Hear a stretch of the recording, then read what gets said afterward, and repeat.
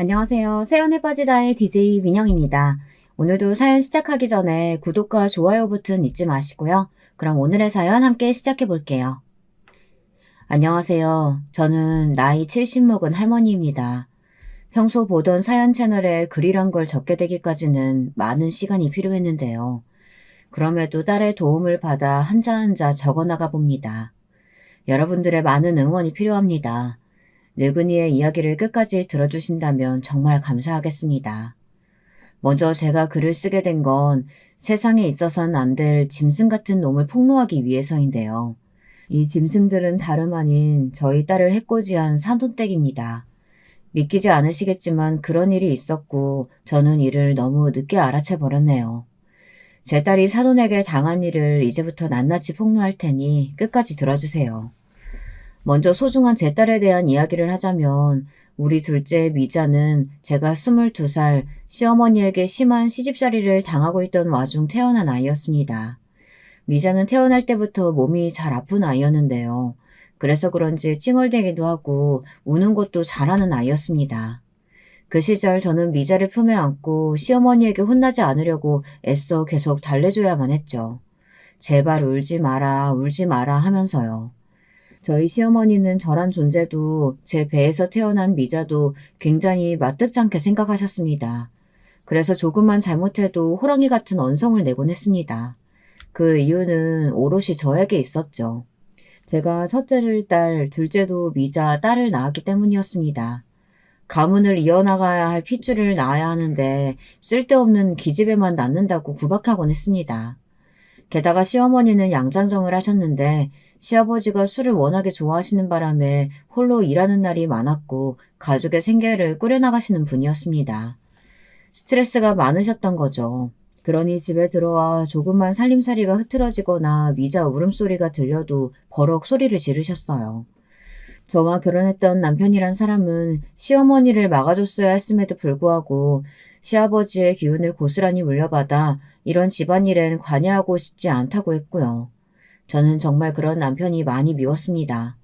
이혼을 생각하고 싶었지만 이혼이라는 건 그 시대에 있을 수 없는 일이었고 전 그럴 수 없는 막막한 현실이 서글프기만 했어요.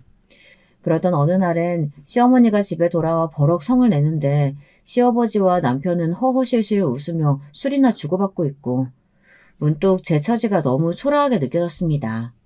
그런데 그때 우리 미자가 너무나 대쪽 같은 태도로 자기 할머니 앞에 나서는 겁니다. 그때 미자 나이가 6살밖에 되지 않았는데 어린아이라고 믿어지지 않을 만큼 목소리가 또랑또랑했습니다.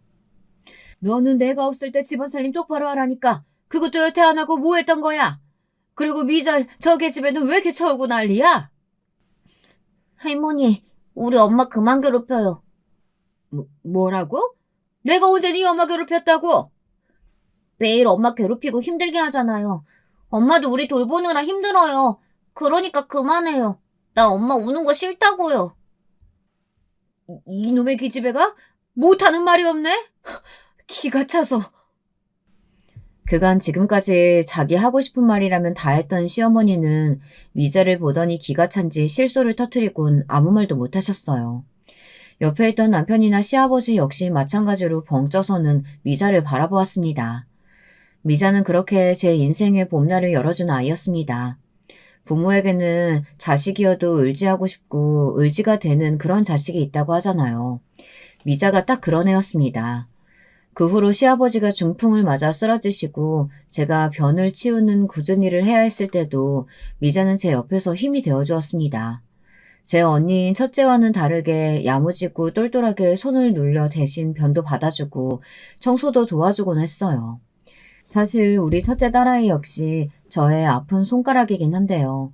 첫째 미영이는 어렸을 적 시어머니에게 너무 많은 구박을 받아서인지 언젠가부터 이 집이 싫다며 자기는 나가서 좋은 남자를 만나 시집을 가겠다고 하더라고요.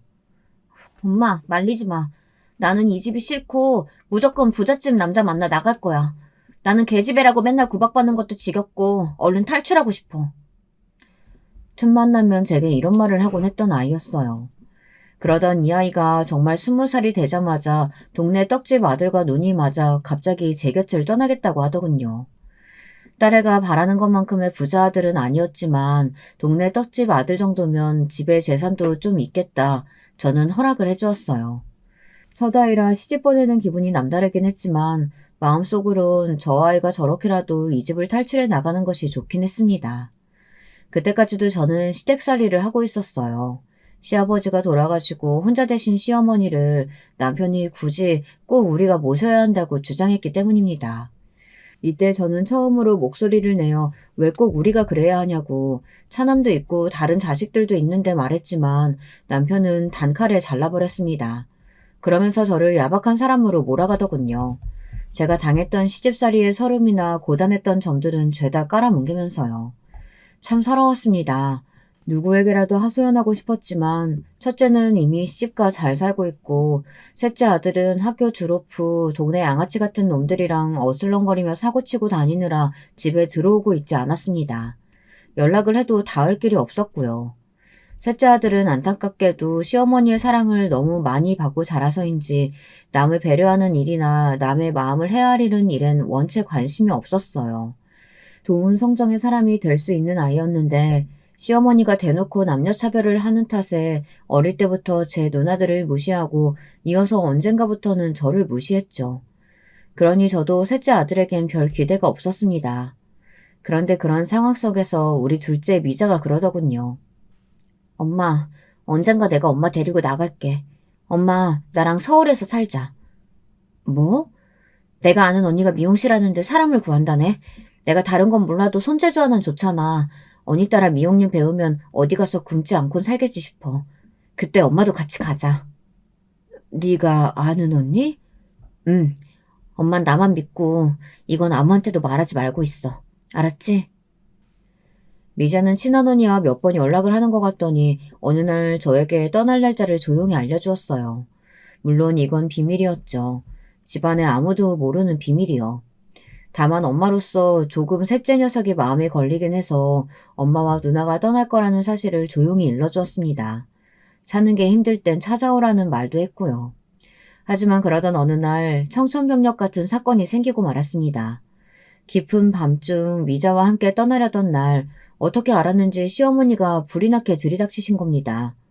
그날은 시어머니가 동네분의 집에서 주무시고 온다고 하는 날이었기에 편하게 준비하고 떠날 수 있는 날이었는데 시어머니의 등장에 너무 놀라 가방을 떨어뜨렸어요. 시어머니는 저를 보자마자 대뜸 손을 들어 짝소리나게 뺨을 치셨고 그 다음부턴 떨어진 가방으로 저를 후지려 패기 시작했습니다. 미자가 울며 불며 말려봤자 시어머니의 꼬장꼬장한 기세는 당해낼 수가 없었어요. 그리고 그 옆에 아들이 멍한 얼굴로 이 상황을 바라보고 있었어요. 그제야 아들이 제가 그토록 비밀이라고 일렀던 것을 시어머니에게 말했다는 사실을 깨달았습니다. 도대체 아들은 무슨 생각으로 이 일을 말했던 것일까요? 시어머니는 온갖 험한 말로 저를 한 번 더 사지에 몰아넣었습니다. 어머니, 내 이년, 너는 사람도 아닌 짐승이다. 이 금수맛도 못한 년 같으니라고? 감히 혼자 살겠다고 여길 떠나려고 해? 네 남편이랑 날 버리려고 해? 너는 천하에 죽일 년이야. 너 같은 년을 내 며느리 삼고 지난 세월 떠받들어온 세월이 아깝다 아까워.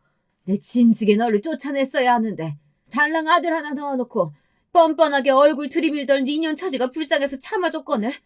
아이고, 은혜를 이렇게 갚아? 어머님 아파요. 그만하세요. 제발 그만 때리시라고요. 에이, 너는 더 맞아야 돼. 시어머니는 다혈질에 한번 눈이 돌면 무슨 일이든 하는 사람이었습니다. 갑자기 마당에 있는 차돌을 집어들더니 그걸로 제 얼굴이며 등이며 찍어내리더군요. 너무 아파 비명을 지를 새도 없이 쓰러졌는데 피가 쏟아지는 와중에도 시어머니는 멈추지 않았습니다. 그런데 그 순간 우리 둘째 미자가 벌떡 일어나 시어머니를 거칠게 밀어내곤 말하더라고요. 미자 역시 차돌에 맞아 몰골이 엉망이었지만 미자의 목소리만큼은 또렷했습니다. 엄마가 뭘 그렇게 잘못했다고요. 우리 엄마, 할머니, 할아버진 병수발 다 들고 아버지 바람까지 참아주며 사신 분이에요. 엄마 같은 분이 어디 있어요? 나는 이제 할머니도 징그러워요. 사람같이 느껴지지 않는다고요. 그만 엄마랑 저 보내주세요. 그리고 다신 연락하지 마세요. 오늘부터 할머니는 저랑 엄마랑 인연 끊고 사는 거예요. 미자는 무서워 몸을 떨면서도 자기 할 말을 다 하더니 끝끝내 제 손을 잡고 달리기 시작했습니다. 시골 마을이었기에 달려도 캄캄한 밤과 논두렁이 전부였지만 저와 미자는 숨도 제대로 쉬지 않고 달리었던 것 같습니다. 저나 미자 둘 다 아마 여기서 지금 나가지 못하면 영영 못 나갈 거라는 어떤 두려움이 있었던 것 같습니다. 그랬기에 1시간 동안 달리고 또 달리며 마을을 완전히 벗어났죠. 그렇게 미자와 저는 험난한 고생을 겪으며 서울로 올라왔습니다. 미자와 처음 서울에 도착해 미자가 구한 방이라는 곳에 도착했을 땐 둘이 누가 먼저랄 것도 없이 서로를 껴안고 엉엉 울었어요. 우리 모녀에게 있어선 지옥에서의 해방이었지만 그 해방에 이르는 과정이 너무나 험난하고 힘들었기에 눈물부터 난 것 같습니다. 아무쪼록 미자와 시작한 서울살이는 힘들었지만 나름 행복했어요. 처음으로 남편도 시어머니도 없는 생활이었지만 나이 40 넘어 이제야 자유를 찾은 기분이었달까요. 미자는 제게 말했듯 아는 언니의 미용실에서 일을 시작했고 저는 동네 식당의 주방 일을 시작했습니다. 하루 종일 서서 사모님 눈치를 보며 설거지하는 일은 힘들긴 했지만 그래도 그곳 서울은 미자에게나 저에게나 세상 어느 곳보다 아늑한 공간이었습니다. 또 미자와 제가 돈을 아껴 살았기 때문에 우리는 금방 돈을 모을 수 있었어요. 예전에 남편 밑에서 살았을 땐 그저 남편이 갖다 주는 돈으로만 생활하느라 제 돈이랄 게 전혀 없었는데 처음으로 제 돈이라는 게 생기고 그것을 실제로 만져보는 일은 정말 설레고 힘이 나는 일이었습니다. 쌓여가는 통장 잔고를 보는 일은 제게 있어 그 무엇보다 값진 보상이었죠.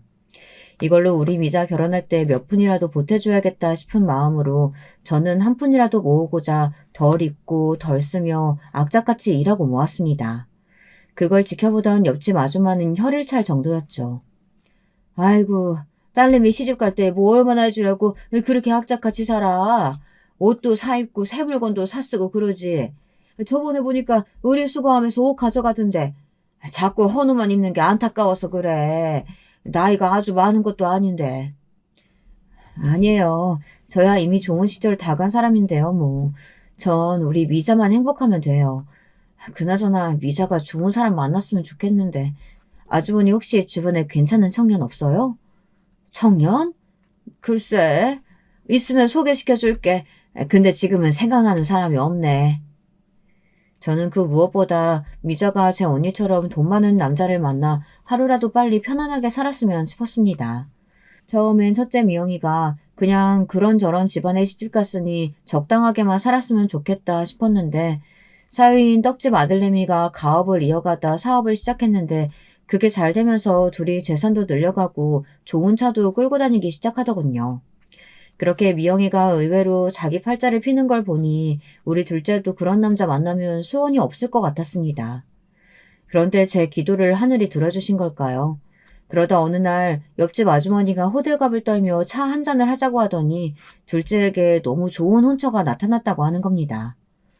어딘데요? 뭐 하는 집안이래요? 글쎄, 내가 저번에 미자 엄마 말 듣고 교회 나가서 여기저기 잠깐 못 간 사람들 좀 알아보고 다녔는데 딱 한 명이 아직 안 가고 있더라고. 그 시장통에 국밥집 하는 아줌마가 하나 있는데 그 아줌마 첫째 아들인가 봐. 근데 국밥집은 워낙 오래전부터 해오고 장사도 잘 돼서 그냥 직원 두고 대충 왔다 갔다 하는 정도고 사실 여기 집안에 땅이며 돈이며 아주 기가 막히게 많다네. 아니, 그렇게 돈이 많은 집안이라고요? 근데 거기서도 며느리감을 찾는다나 봐. 첫째 아들이 자긴 결혼 안 하겠다고 어쩐다 자꾸 속 썩인다네. 뭐 어디 하자 있는 건 아닌 것 같고 그냥 여자 보는 눈이 높은가 봐. 그래도 아줌마 딸내미 정도면 마음에 들어하지 않을까? 예쁘게 생겼잖아. 키도 늘씬하고. 돈이 많은 집안이라는 말이 제 귀에 가장 꽂혔던 말인 것 같습니다. 저는 이것을 둘째에게 전달했고 미자는 조심스레 생각해보겠다고 하더니 며칠 뒤 한번 만나보겠다는 말을 전해왔습니다. 지금 생각하면 저는 이 순간을 가장 후회합니다. 제가 제 손으로 딸을 지옥으로 보낸 것 같아서 말입니다. 미자는 처음 그 남자를 만나보곤 그냥 그저 그렇다 정도만 말을 흐리더니 만나면서 점점 얼굴에 꽃을 피워나갔습니다. 다른 사람은 몰라도 저는 알 수 있었죠. 우리 미자가 사랑에 빠졌다는 것을요. 미자는 그 남자가 준 꽃이며 편지 같은 것들을 집안에 들고 와 정성스레 장식해놓고는 했습니다. 그러면서 제게 조심스레 이 남자가 이런 말을 했다 저런 말을 했다 발그레한 보를 하며 소녀처럼 떠들기도 했어요. 미자, 너 그 남자가 그리 좋으면 결혼하지 그러니? 엄마한테도 한번 보여주고 엄마도 궁금해 네가 좋다는 남자가 어떤 남잔지. 그리고 저는 여기에 안달이 나서 둘의 결혼을 추진하려고 했습니다. 서로 마음에 들겠다, 조건도 좋겠다, 번개불에 콩복들 보내는 감이 있긴 했지만 언제 이런 조건의 남자가 또 나타날까 조바심이 든 거죠. 거기다 늘 일만 끝나면 파김치가 되던 내 딸이 난생 처음 이리 행복해하는 모습을 보니 결혼을 시켜야겠다는 생각이 굳혀졌습니다. 알겠어, 엄마. 내가 일단 그 사람이랑 얘기 나눠볼게. 그런데 이때 미자의 얼굴이 약간 어두웠습니다. 결혼을 원하지 않는데 나의 재촉이 압박으로 여겨지는 것인가 해서 네가 원치 않으면 조금 더 생각해봐도 괜찮다고 했지만 미자는 고개를 저었습니다. 아니야, 나도 이제 결혼해야지. 내가 결혼 안 하고 집에만 붙어있으면 엄마한테도 짐이 될 텐데. 미제는 알겠다며 자기도 남자와 이야기를 해보겠다고 했고 곧이어 며칠 뒤 예비사위가 저희 집에 밥을 먹으러 오게 되었습니다. 처음 만난 예비사위는 아주 싹싹하고 성격도 좋아 보였어요. 어른을 대하는 예의도 있어 보였고 또 자기 가정 하나는 건실하게 꾸려나갈 사람처럼 보였습니다. 저는 그 점이 가장 마음에 들었어요. 거기다 예비사위가 집안의 장남이었는데 형제들도 모두 의사, 검사 등 전문직이더라고요. 예비사돈땡 역시 소문대로 큰 사업을 하시는 분들이었고요. 하지만 그 말을 듣고 보니 조금 걱정스러웠던 점은 있었죠. 혹여라도 우리 둘째 아이를 막듯찮게 여길까 봐요. 거기다 당시 저는 남편과 이혼했고 남편은 처음부터 미자 결혼식엔 참석도 안 하겠다 못을 박았습니다. 자기 어머니한테 그러고 나간 게 괘씸하다면서요. 어이없었지만 수긍할 수밖에 없었죠. 싫다는 사람을 식당에 앉혀놓을 수도 없고 말입니다. 아무튼 홀 어머니란 조건까지 붙었으니 제 눈에야 세상에서 가장 자랑스러운 딸이지만 그쪽 집안의 기준에서 어떻게 비춰질지 모르는 일 아니겠어요. 그래서 저는 상견례 날이 다가올수록 긴장이 되었습니다. 엄마, 너무 걱정하지 마. 시부모님 다 좋은 분들이셔. 그건 아는데 그래도 엄마는 걱정되지. 엄마도 시집살이를 겪어봤으니까. 엄마, 오늘 옷 괜찮니? 촌스럽진 않지? 엄마, 오늘 세상에서 제일 예뻐. 대망의 상견례 날, 미자가 옆에서 저를 달래는 말을 해도 마음이 가라앉지 않았어요. 그리고 드디어 사돈 내외를 보게 되었죠. 저는 이날 정말 충격적인 경험을 했습니다. 우선 사돈분들이 어떤 분들인지 무척 궁금했는데 제가 상상한 그 이상이었습니다. 입은 옷이나 말씨들 모두 고풍스럽고 우아함이 넘치는 분들이었어요.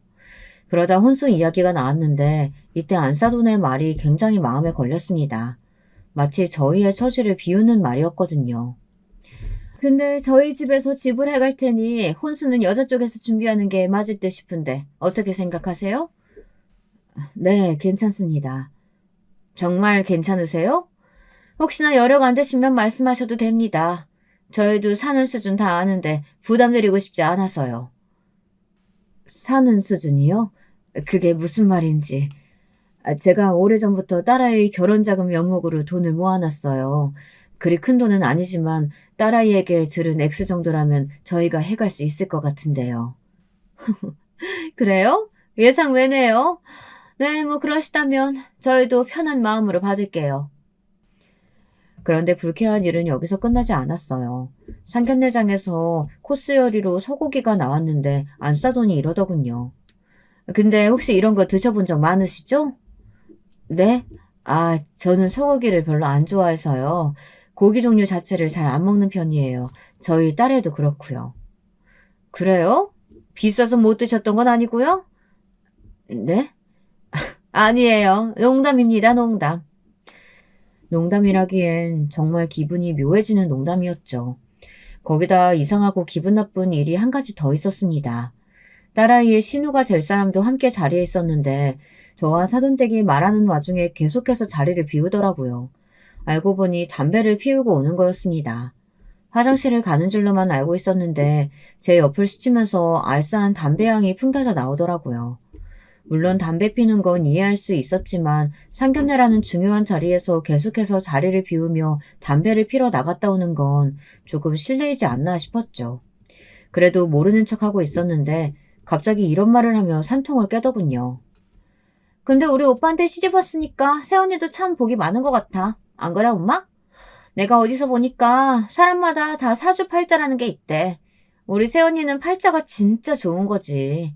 오빠 아내 되면 일 안 해도 되고 집에만 있으면 되잖아. 뭐 하는 거야? 그만하다니? 그래, 자중해라. 여기가 무슨 자리인데 그런 교양 없는 말을 하고 있어. 저 사돈, 죄송합니다. 얘가 요즘 말이 거치네요. 제가 바로 잡겠습니다. 아, 네, 괜찮습니다. 이미 제 기분은 상해버렸지만 사돈 어른들이 계속 사과를 하니 넘어갔습니다. 의사라고 들었는데 어떻게 공부도 많이 하고 똑똑한 사람이 이런 무례한 발언을 하나 싶었어요.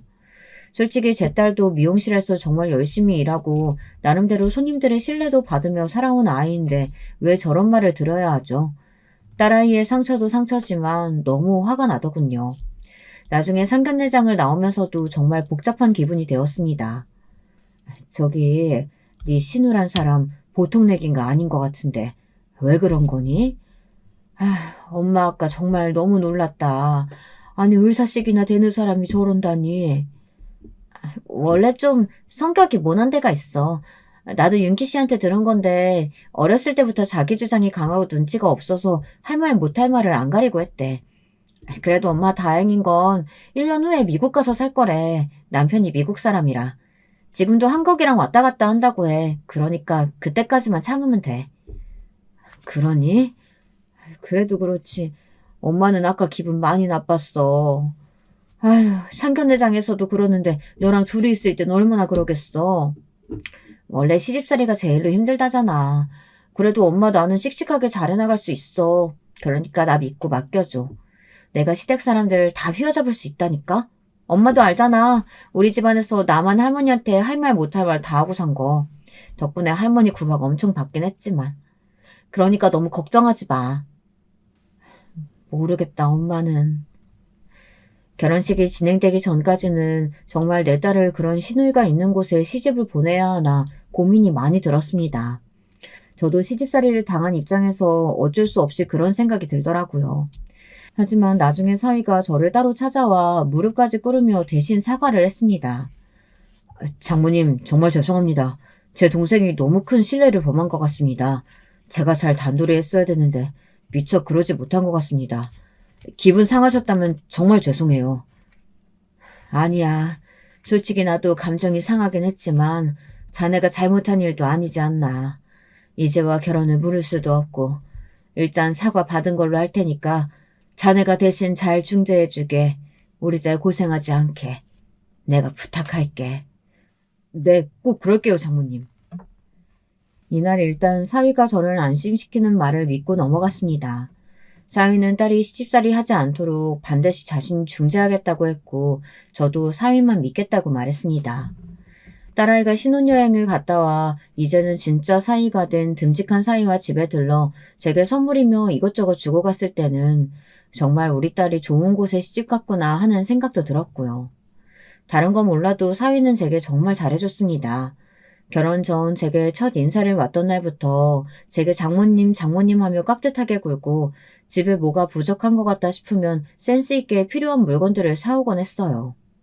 항상 제가 좋아하는 귤이며 딸기며 바리바리 싸들고 와서는 건강이나 안부를 챙기곤 했습니다. 세상 더할 나위 없는 이쁜 사이였죠. 아이고, 이렇게 번번이 안 사와도 된다니까 그러네. 손 무겁게 뭐하러 이런 걸 사와. 제가 사오는 게 마음이 편해서요. 저번에 보니까 장모님 딸기 되게 좋아하시더라고요. 전에 갈비찜 해주신 보답으로 드리는 거니까 대신 저 갈비찜 자주 해주세요. 그럼 당연하지, 김서방. 내가 자네 원하는 갈비찜 정도는 언제든 해줄게. 딸아이 역시 옆에서 일을 보며 저에게 아들이 또 하나 생긴 거 아니냐며 흐뭇해했어요. 그러다 몇 달 후 곧이어 딸아이가 너무나 기쁜 소식을 전해오며 완전히 마음이 놓여졌습니다. 엄마, 나 임신했어. 나도 이렇게 빨리 임신이 될 줄 몰랐는데 아무래도 신혼여행 가서 생긴 것 같아. 내 안에 생명이 있다는 게 너무 신기한 거 있지? 얼른 이쁜 손주 안겨드릴게요. 아이고 세상에, 이게 무슨 경사니? 그래도 임신 초기엔 조산기도 있고 하니까 몸 조심하고 있어야 돼. 알았지? 애 떨어지지 않게 너무 무리한 운동 하지 말고. 저는 딸아이의 임신도 기뻤지만 혹시나 임신 초기에 있을 조산도 걱정했습니다. 저 젊었을 적에는 주변에 그렇게 애 떨어진 여자들이 몇몇 있었거든요. 다행히 딸아이는 임신 초기를 지나 중기까지 무탈하게 흘러가는 것 같았습니다. 그제야 저도 마음을 완전히 놓았고요. 딸아이가 입덧이 별로 없어 다행히 먹고 싶은 음식들을 마음껏 해 신혼집으로 나르는 게 제 삶의 낙이었습니다. 딸아이는 임신한 동안 저와 비슷하게 고기를 좋아했는데요. 그래서 저는 일을 끝내고 돌아오면 꼭 정육점에 들러 딸아이가 좋아하는 제육볶음이나 삼계탕, 갈비찜 하는 것들을 뚝딱뚝딱 만들어내곤 했죠.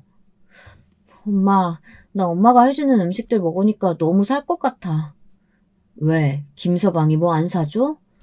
아니, 그 사람도 사주지. 근데 엄마 음식이 내 입엔 제일 잘 맞아. 내가 한 음식은 어딘지 모르게 밍밍하고 맛도 없고 엄마 음식 못 썼으면 어쩔 뻔했을까 몰라. 고마워, 엄마. 딸아이는 이러다 살이 잔뜩 쪄 출산 후 어떻게 살을 빼야 할지 모르겠다고 푸념을 늘어놓곤 했어요. 전 딸아이가 먹는 모습을 보며 흐뭇해하곤 했고요. 그게 저의 주말 일과였습니다. 그런데 그러던 어느 날 너무 끔찍한 일을 맞이하게 된 거예요. 제 딸이 임신 중기 유산을 하고 만 것이었습니다. 소식을 들은 건 사위에게서였어요. 사위는 침울한 목소리로 이 소식을 전했고 저는 너무 놀라 병원으로 뛰어갔습니다. 정확한 이야기를 듣기 위해 의사 선생님을 만났는데 선생님은 종종 이런 경우가 있다면서 너무 낙심하지 말라는 말을 전해주시더군요. 하지만 딸은 이미 정신적으로 많이 피폐해져 있었습니다. 태동이 안 들려서 병원에 갔는데 세상에 이런 일이 있을 줄은 몰랐어. 엄마, 나 어딘가 마음이 너무 허해. 일단 대학병원 가서 아이부터 밖으로 빼내야 한대. 안 그러면 산모한테 합병증이 생긴다고. 딸아이는 힘없이 중얼거렸고 그 뒤로도 많이 힘들어했습니다. 아이를 잃은 기분이 어딘지 공허하다며 제 앞에서 눈물을 많이 보이곤 했죠. 다행히 딸은 그 이후 아이를 또 임신했고 이번엔 건강히 출산까지 했습니다. 딸아이가 첫 아이를 출산하고서 엄마 생각이 많이 난다며 너무 고맙고 미안하다는 말을 전하는데 저까지도 감격스러워서 눈물이 났어요. 갓난아이였던 딸이 어느새 어른이 되어 자식까지 낳는 엄마가 되었다니 참 시간 흘러가는 속도가 제 생각보다 빠르다는 걸 느꼈습니다. 딸아이는 남자아이를 출산했는데 시부모님이 남자라서 더 좋아하는 것 같다며 잘해주신다고 했습니다. 저도 그 말에 조금 안심이 들었고요. 제가 딸을 낳아 시집살이를 고되게 했기 때문에 딸만큼은 결코 그런 일로 구박받지 않았으면 했거든요. 하지만 그러면서도 딸에게 이렇게 말했던 것 같습니다. 시부모님이 잘해주신다니까 다행이네. 근데 엄마는 우리 손주가 여자라도 좋아. 엄마 돼야 남녀차별이 있었지. 손주라면 여자든 남자든 다 상관없이 예쁘다. 엄마, 나 안 낳고 보니 딸이고 아들이고 뭐가 중요한가 싶어. 내 자식인데 다 예뻐. 그나저나 엄마가 그런 말도 안 되는 이유로 시집살이 당했던 거 지금 생각해도 화나. 우리가 그때 빠져나오지 않았더라면. 딸아이는 말끝을 흘렸습니다. 그 이후 저는 남편과 이혼 도장을 찍고 연락을 하지 않았고 첫째 딸아이와 막내 아들만 간간히 연락을 하고 있었습니다. 막내 아들은 한 번씩 연락할 때마다 돈 달라는 부탁만 했기 때문에 야속하기도 했고요.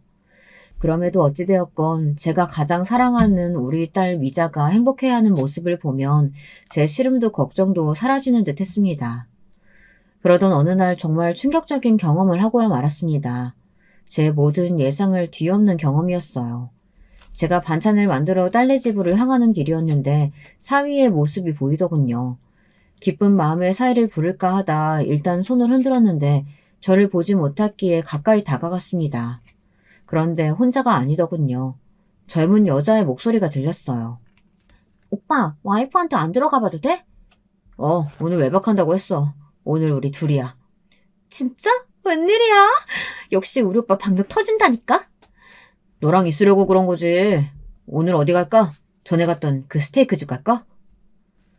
저는 놀란 마음을 추스르고 조금씩 다가가 여자의 얼굴을 확인했습니다. 둘은 연인처럼 바짝 붙어 다정히 손을 잡고 있더군요. 손이 떨려왔어요. 그토록 믿었던 사위는 바람을 피고 있었습니다. 애 엄마가 되어 힘들어하는 딸을 두고 말입니다.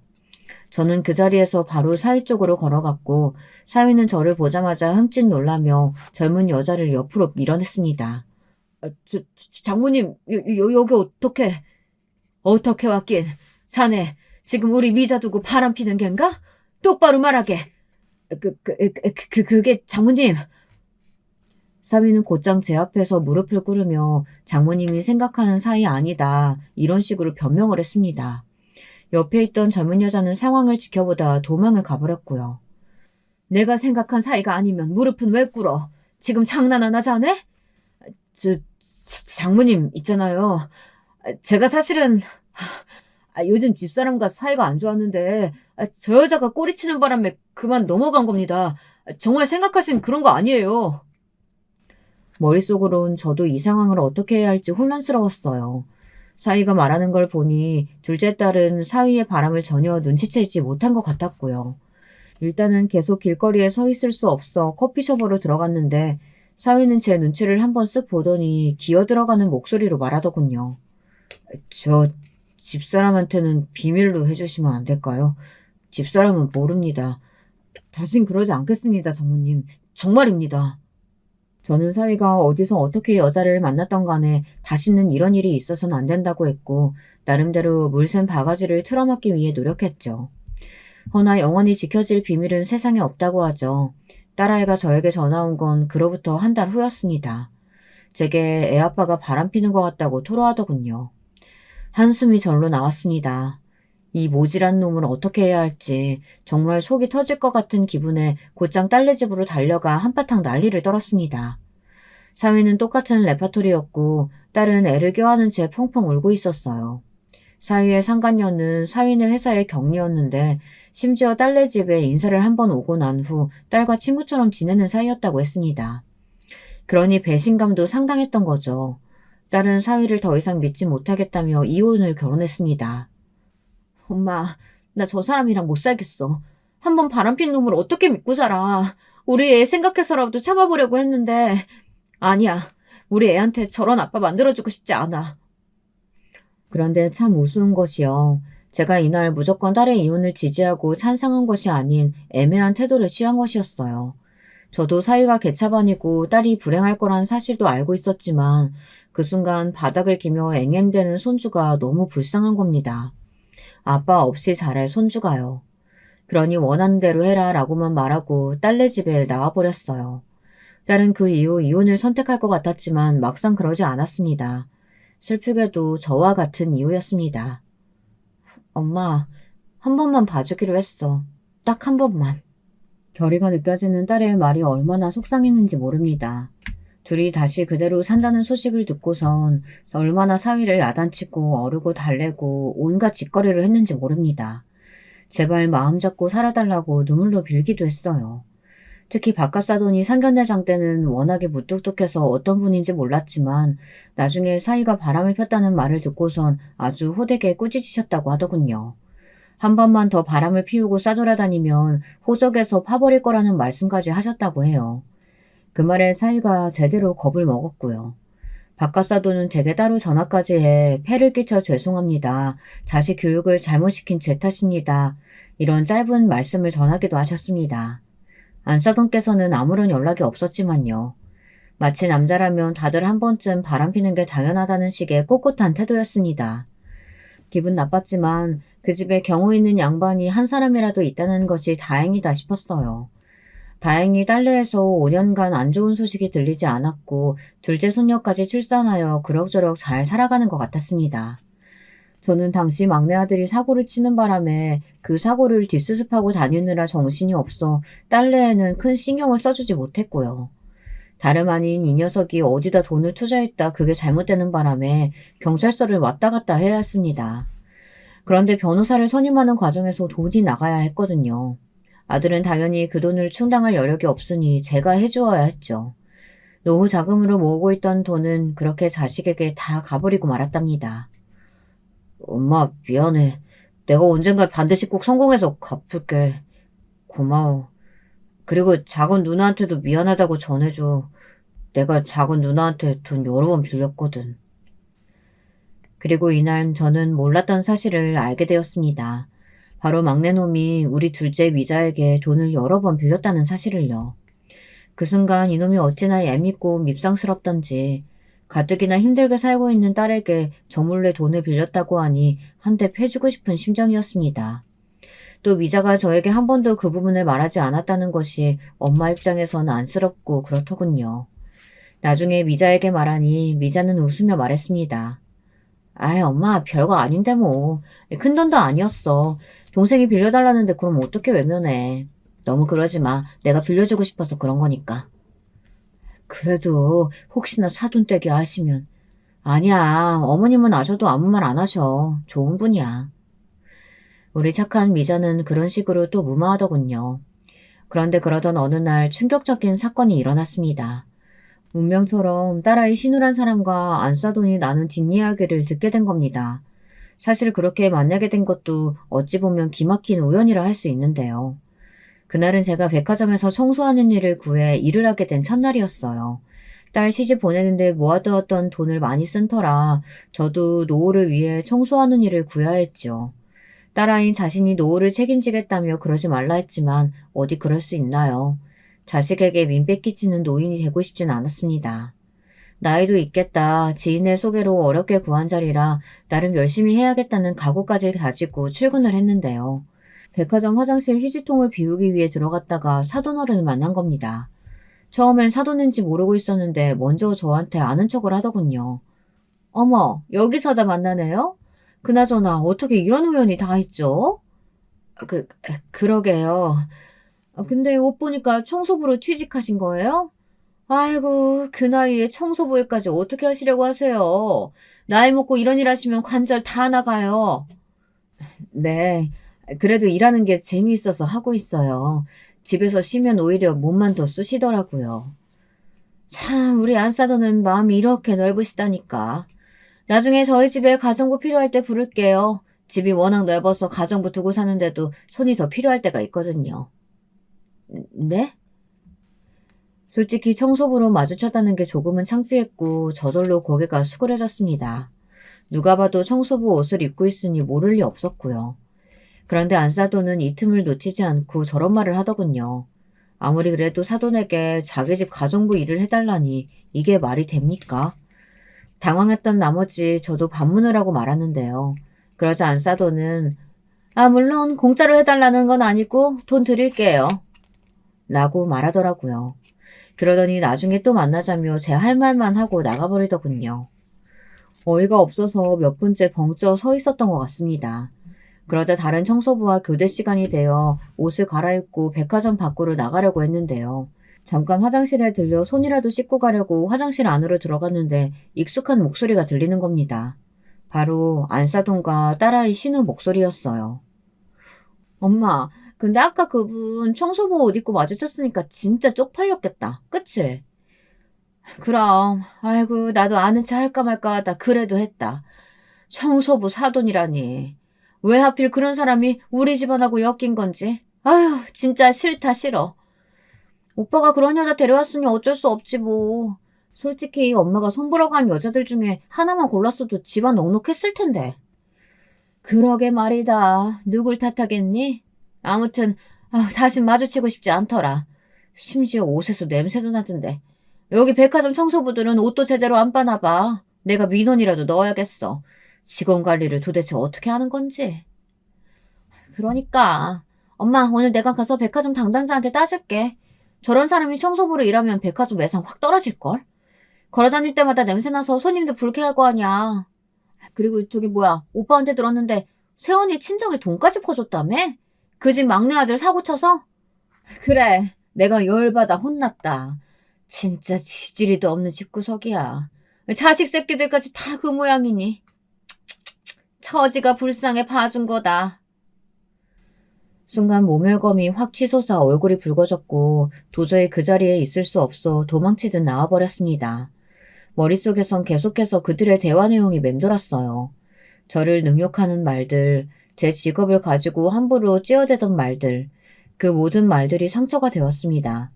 눈물이 주룩주룩 흐르는데 그 와중에 갈 곳은 없어 근처 서점에 가 몸을 녹이며 하염없이 흘러내리는 눈물을 닦아내렸죠. 그런데 사람의 인생이란 참 묘합니다. 가장 힘들고 마음이 무너져 내리는 상황에서 사위에게 전화가 온 겁니다. 사위는 제 목소리가 안 좋으니 대뜸 무슨 일 있냐고 물었고 저는 고지고대로 소리치며 말해버렸어요. 사실 그 순간엔 감정을 참을 수가 없었거든요. 사위는 저희 집으로 딸과 함께 찾아와 또 무릎을 꿇고 죄송하다고 하더군요. 저는 이날 사과를 받으면서도 기분이 무덤덤했습니다. 사위가 제게 사과할 일도 아니었고 다름 아닌 제게 용서를 빌어야 할 장본인은 따로 있었으니까요. 하지만 정작 그 장본인들은 제게 어떤 연락도 취하지 않았습니다. 오로지 저 혼자만 감정을 삭혀야 했을 뿐이었죠. 더군다나 안사돈이란 사람은 정말 뻔뻔하더군요. 나중에 딸까지 이 상황을 알고선 이혼을 하겠다 뭐하겠다 난리를 치며 사태가 커지자 저희 집으로 찾아온 겁니다. 제게 위로금이라며 돈을 전달하더군요. 이 정도면 됐겠죠? 뭐가 됐나요? 아시잖아요. 더 큰 문제 만들지 말죠. 가족끼리. 어이가 없어 따지려고 드니 안사돈은 더 큰 무기를 꺼내들었습니다. 제가 상상치 못했던 부분이었어요. 제가 말 실수했고 사돈 기분 언짢게 해드렸다면 죄송합니다. 그런데 사돈, 저도 할 말은 많습니다. 우리 맏며느리가 자기 동생 챙긴답시고 우리 아들 돈을 몇 번이나 가로채 갔어요. 애가 요즘 일하느라 얼굴살이 쏙 빠져서 보고 있으면 안쓰러워 죽겠다니까요? 사돈도 알고 계셨죠? 그건 알고 있긴 했지만 네, 모두 제 아들 돈이에요. 아시다시피 우리 며느리는 집안에서 살림만 하니까요. 마치 안사돈은 그게 대단한 무기라도 되는 듯 제 딸이 집에서 자기 아들 등골 빼먹는 존재라는 듯 말을 이어갔습니다. 제가 친정에 그렇게 돈 퍼나는 거 아니라고 그렇게 말려도 말을 안 듣더라고요. 며느리는 결혼하면 출가 외인인 것을 우리 며느리만 몰라요, 사돈. 큰 액수는 아니었다고 들었습니다. 자그마치 5천만 원이에요. 5천이 누구 동네 개 이름인가요? 그 말에 말문이 턱 막혀버렸습니다. 사실 저야 더 쏘아붙이고 싶었죠. 근데 언제 왔는지 모르게 제 딸이 뒤에 서 있더라고요. 알겠습니다, 사돈. 그 돈 제가 갚아드리죠.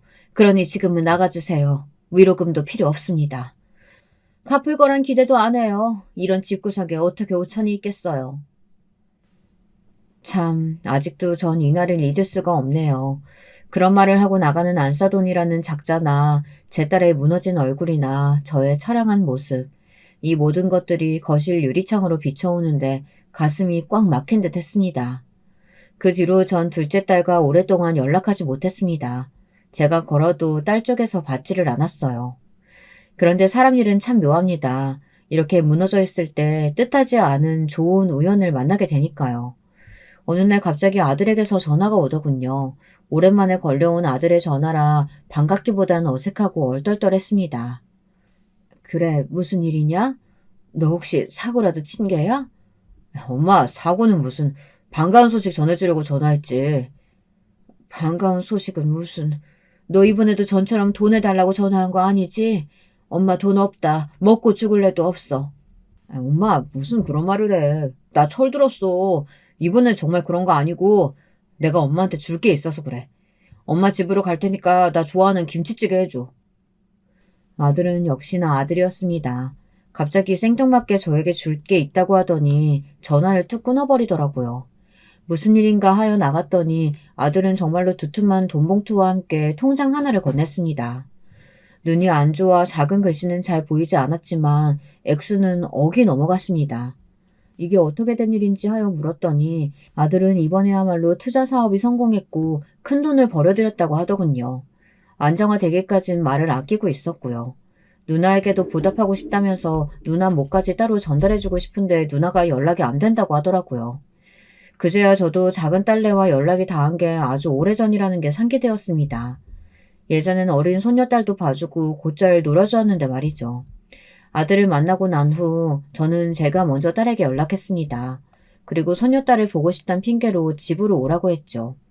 오랜만에 본 딸은 어딘지 사람이 넋이 나가 있는 것 같아 보였습니다. 하지만 그 부분에 대해서 말을 피하려 하길래 손녀딸만 몇 번 놀아주고 말았습니다. 그런데 언젠가부터 손녀딸이 저만 보면 자꾸 이상한 말을 하는 겁니다. 할머니, 엄마가 매일 아파해. 어? 어린 손녀는 저만 보면 계속 딸이 아프다는 말을 했어요. 제가 보기엔 딸이 어디 아픈 것 같지 않은데 말이죠. 혹시 건강상에 문제가 있나 하여 물어보니 그런 건 결코 없다고 말했습니다. 하지만 사람의 감이란 것이 무섭죠. 제 머릿속에 문득 한 사람이 스쳐 지나가더군요. 딸이 핸드폰에 시어머니라는 글자만 봐도 몸을 자동으로 떤다든지 하는 그런 반응 등이 걸렸습니다. 네, 바로 안사돈이요. 저도 모르게 갑자기 무섭게 몸을 일으켰고 저는 사위에게 위치를 물어 사돈댁을 찾아갔습니다.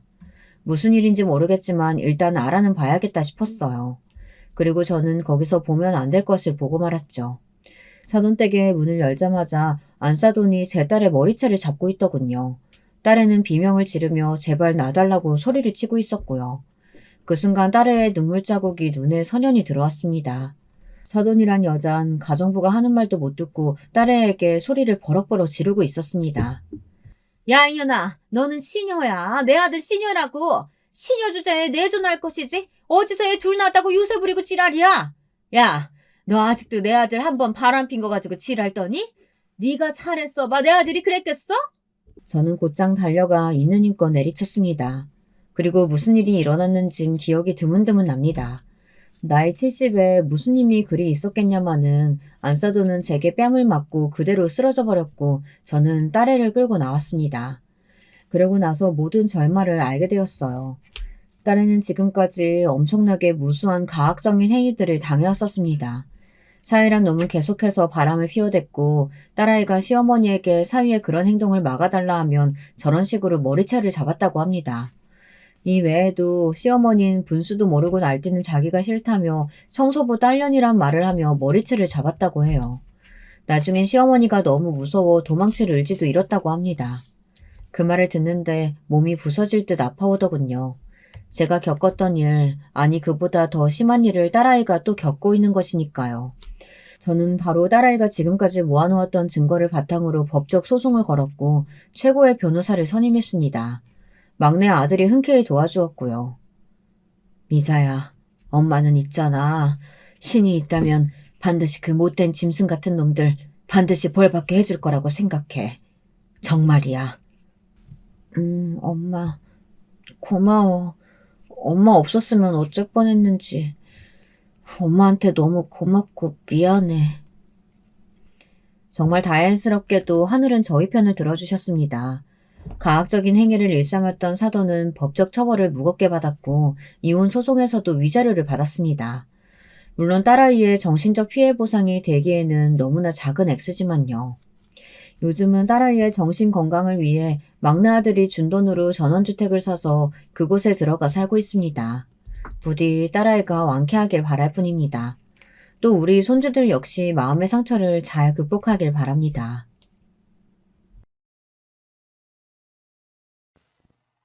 여러분, 두 번째 사연 시작하기 전에 좋아요와 구독 꼭 눌러주실 거죠?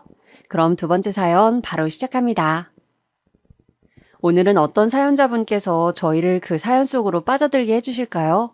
저와 함께 이 사연을 만나보시는 동안 여러분의 시간이 행복하기를 바랄게요. 그럼 바로 만나보실까요? 안녕하세요. 저는 유튜브에 사연 채널들이 존재한다는 것을 알게 된 이후로 완전히 푹 빠지게 된 사람이에요. 라디오처럼 틀어놓고선 다른 볼일을 보면 좋더라고요. 특히나 집안일을 할 때도 말이죠. 청소를 하면서 사연에 빠지다를 틀어놓으면 지루하지도 않고 기분 탓인가 괜히 일의 효율도 늘어나는 느낌이 든답니다. 저도 사연을 보내고 싶은 마음이 들어서 고민을 혼자 오래 하다가 용기를 내보게 되었어요. 혹시 여러분도 TV를 시청하실 때 오래 봐왔기 때문에 그만큼 오랜 세월을 알아온 연예인들을 보면 옛 생각에 잠기시고는 하나요? 저희 친정엄마께서는 그런 분이셨어요. TV를 시청하시다가 당신이 잘 아는 중견 배우들을 보시면 꼭 그 사람들과 얽힌 이야기를 늘어놓으셨답니다. 저 배우가 예전에는 어떤 일에 휘말렸었다느니, 또 저기 배우는 어떤 작품 찍을 때 나는 무슨 일을 하고 있었는데 그때는 참 살기가 어떠했었다느니, 이런저런 이야기를 주절주절 늘어놓는 버릇이 있으셨죠. 저는 제가 나이가 들기 전에는 친정엄마의 그런 면들이 잘 이해가 안 갔고, 그저 왜 저렇게 TV를 보시면서 말씀을 많이 하시는 건가 하는 투정이 속으로 들었을 뿐이었습니다. 그런데 참 신기한 게요. 제가 슬슬 나이가 들다 보니까 그런 친정엄마의 모습을 닮아가더라고요. 제 또래의 여자 연예인들이 결혼 소식을 줄줄이 대중에게 알려오는 것에 저는 참 많은 감상이 들었답니다.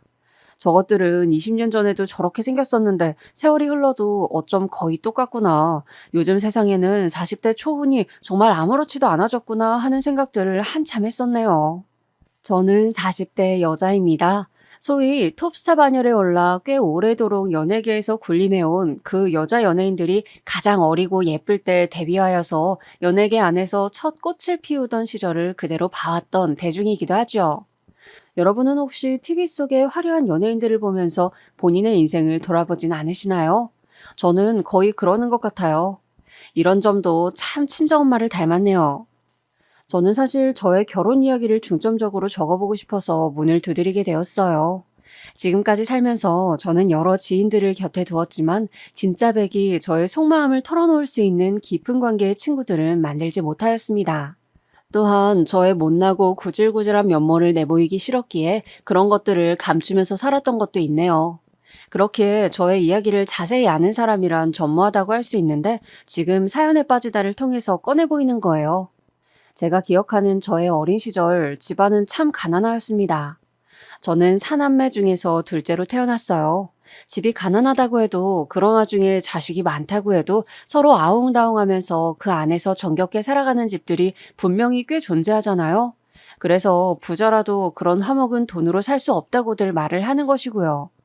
하지만 안타깝게도 제가 생각하기에 저희 친정집은 부자들이 부럽다고 여길 만한 구석은 단 한 가지도 갖추고 있지 못했습니다. 동정이나 받았으면 또 모를까요? 친정 아버지께서는 제가 기억하는 가장 어린 시절의 기억부터 일을 다니고 계셨던 분입니다. 3교대 근무를 나가셨어요.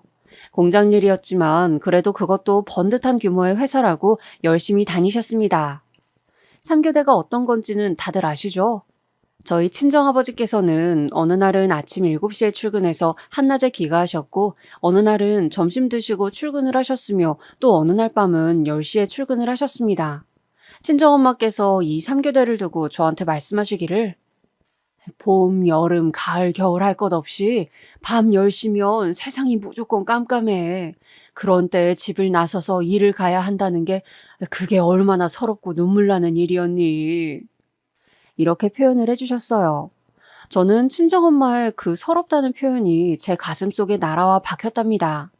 두고두고 곱씹을수록 저를 서글프게 만들었죠. 추운 겨울이면 이불 밖으로 조금도 몸을 빼기 싫은 밤이었는데 그 새카만 어둠 속으로 추위와 맞서며 출근하셔야 했던 분이 바로 친정아버지셨던 거예요. 이렇게 사는 모습을 요즘의 어리고 젊은 세대가 바라본다면 어떻게 반응을 해올지 저는 예상할 수 있습니다. 그러길래 왜 애는 넷이나 낳아서 그렇게 사느냐, 자식 4명을 전부 다 풍족하게 키워줄 수 있는 형편도 안 되면서 그런 집에 태어나고 싶은 아이는 없었을 거다, 이런 식으로 보겠죠. 인터넷에 그 어느 사이트를 가보아도 또 유튜브만 보아도 요즘 세대의 정서를 알 수 있으니까요. 그런데 저는 그 시절과 지금이 결코 같지 않다는 의견을 내놓고 싶네요. 가난과 무지가 혐오스럽게 비춰지는 현 세대에게 그 시절에 대한 이해를 구하고 싶진 않고요. 다만 비난은 안 해주었으면 좋겠어요. 요즘 10대, 20대들은 아주 어렸을 때부터 스마트폰이며 각종 인터넷 사이트를 통해 세상 돌아가는 걸 너무 빨리 알고 배우는 데다가 무척 약삭 빠릅니다. 초등학생 그 어린아이들끼리 자기들끼리 급을 나눈다는 이야기 혹시 접해보셨나요? 누구는 고급 브랜드 아파트 살고 누구는 낡은 주공 아파트 살고 또 누구는 빨간 벽돌집 9억 빌라에 월세 들어서 살고 이런 걸 아이들이 따지는 현황을 보면 기함하게 됩니다. 이런 판국이니 가난한데 애까지 많은 집은 요즘에는 남들로부터 손가락질을 받죠. 그래서 결혼하는 사람들도 줄어들고 출산율도 곤두박질 치나 봅니다. 내 한 몸 건사해서 즐겁게 사는 것이 낫지 결혼을 해서 TV 속의 육아 예능 프로그램에 나오는 연예인 자식들만큼 내 자식한테 해줄 자신도 없는데 애까지 낳고 싶진 않으니까요. 오죽하면 출산율을 떨어뜨린 주범이 연예인들이 자기 자식을 키우는 모습을 보여주는 육아 예능 프로그램이라는 얘기까지 있을까요? 혹시 결혼해서도 아이를 안 갖는 자식 부부를 두셨다거나 혼기가 다 찼는데도 결혼 생각이 없는 자식을 두신 분들이 계시다면 옛날과 현재가 상황이 같지 않음을 필히 고려해서 그들을 이해해 주셔야 할 거예요. 저희 친정부모님께서는 특별히 자식 계획을 세우신 것은 아니었지만 그렇다고 무분별하게 자식을 가지신 것은 아니라고 말씀하셨습니다. 그러니까 아무 생각도 없이 그저 없는 형편에 무조건 아이만 낳은 부모는 아니었다는 것이죠. 두 분께서는 막연하게 아들 둘, 딸 둘 이렇게 낳으면 좋겠다고 생각을 하셨었대요. 그렇게 된다면 정말 이상적일 거라고 여기셨다고 합니다. 그 생각이 현실이 되는 바람에 두 분께서는 무척 신기해하셨다고도 했고요. 이것은 첫째인 집안의 장남, 저희 오빠가 저에게도 똑같이 말을 해준 부분이니까 확실한 진실이에요. 친가와 외가 모두 형편이 썩 좋지 못했는데 특히 친가는 가족들끼리 사이가 안 좋았습니다. 외가는 집안 사정 때문에 식구들이 한때 뿔뿔이 흩어져서 살았어야만 했다고 하고요. 그렇기 때문일까요? 저희 친정부모님께서는 단란하고 화목한 가정을 꾸리는 것에 무척 뜻이 강하셨대요.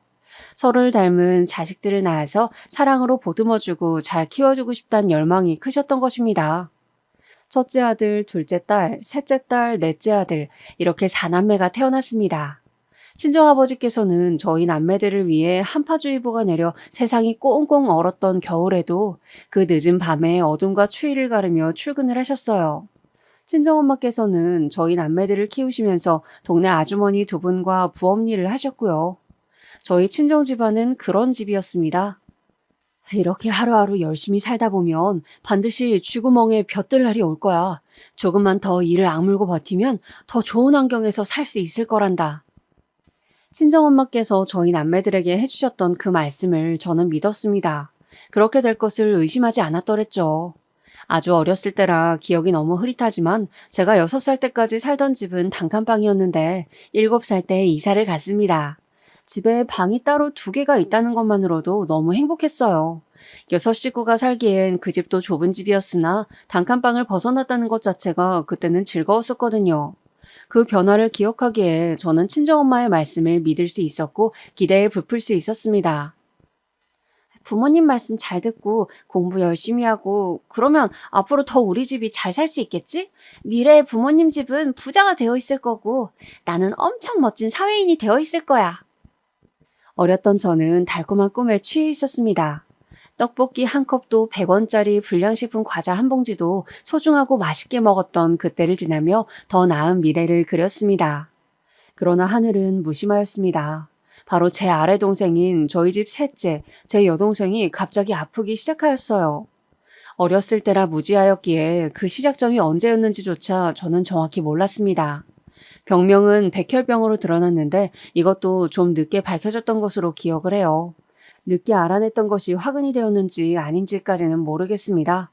여동생 이야기를 먼저 꺼내고 싶지 않아서 저는 계속 피해왔고 집안에서 워낙 금기처럼 여겨지는 이야기였기에 세월이 흘러서도 그때의 정확한 상황을 알지 못했습니다.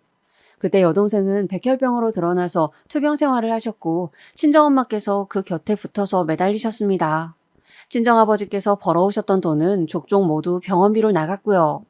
3교대를 하시던 친정아버지의 일정이 너무 헷갈려서 제가 밥을 안 차려도 되는 때에 차리기도 했었고 일을 나가시는 줄도 모르고 아무것도 안 했는데 친정아버지께서 출근 준비를 하시길래 깜짝 놀라서 아연실색을 했던 적도 있었습니다.